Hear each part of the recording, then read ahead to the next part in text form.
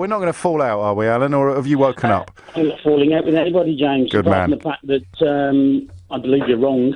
Uh-oh. And I can tell you why the box is empty. Which box? Why my toaster ain't in the box. Go on. You've nicked it. Who has? You have. Right, go on.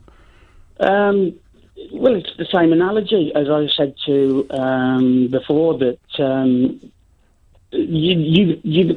So by telling you that the box was always empty, I've stolen your toaster. No, I don't believe the box was always No, empty. I know you don't, but I do. And I said all along it was, but I accidentally found a toaster and stole it, did I? No, the people the reason we haven't got it's like all your analogies. If you keep telling people we're going off a cliff edge, it's going to be a catastrophe. The whole world's going to end. No one said that. No one said anyone. No one said that. It's some of the it's analogies the government's coming out. The government's own economic forecast is, I think, a 9% reduction in our economic performance under a no deal. All the government's economic forecasts have been right 100% every time they've done one. Of course, they're not 100% right, you silly sausage. Otherwise, you wouldn't need a chancellor. You just have a robot.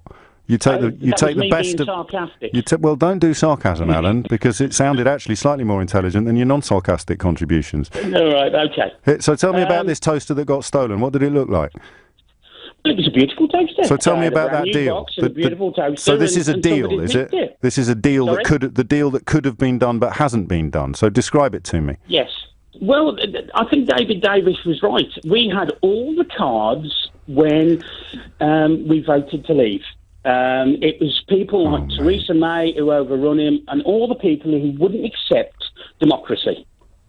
This is exactly what's happened in Parliament. Alan, come here a minute. How did David Davis vote on the last withdrawal agreement? I don't know. I haven't been watching it. I've lost most of the interest in it. Yeah. Why have you rung me then? Because I think you're wrong. I do believe. Well, then you need to. How did David Davis vote? How did David Davis vote? Well, I think a lot of them are scared at not getting Brexit. I'm assuming that he voted to accept the deal. Is it? I'm pointing out to you, the bloke you've just cited as having been right all along voted Well, that's only because he was the Brexit secretary. Voted for Theresa May's deal. Alan, the number of words does not increase the quality of the contribution. David Davis voted for the withdrawal agreement this week. Yeah, because he's been blackmailed. He's terrified, like the most of us are, that it ain't going to happen. Right.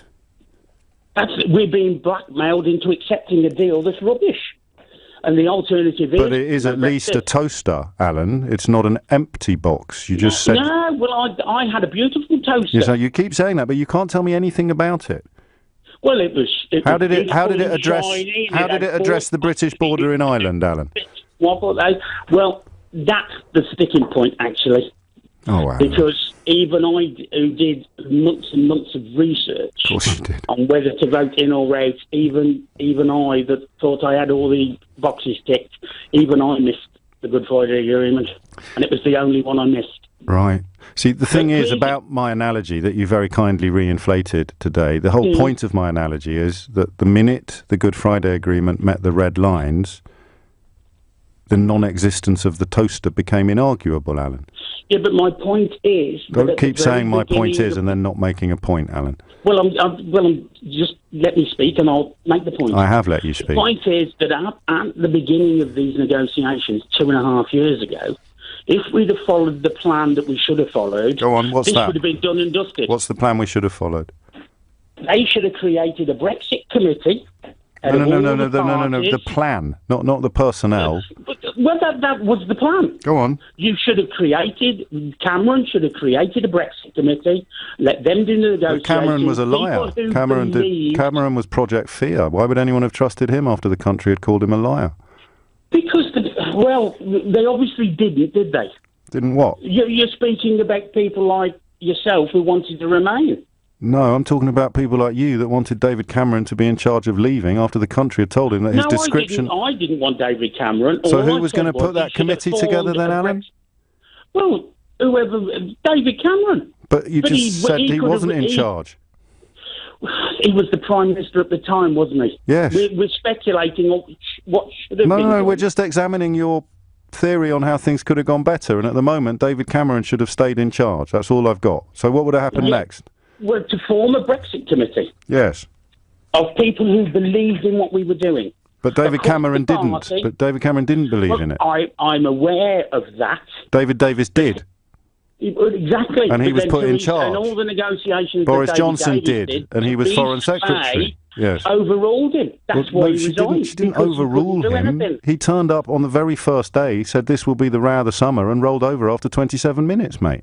That had nothing to do with Theresa May. That was his first and probably last encounter with reality. But I really want to get a little bit deeper into your understanding of this issue. And I want you to describe to me, in as broader terms as you please, what the successful deal would have looked like. And it's a little unfair of me, because you've already admitted you haven't got a clue how to deal with the problem in Ireland, which is the biggest problem of all. But that was the only one. Well, you pointed it out on this programme several times.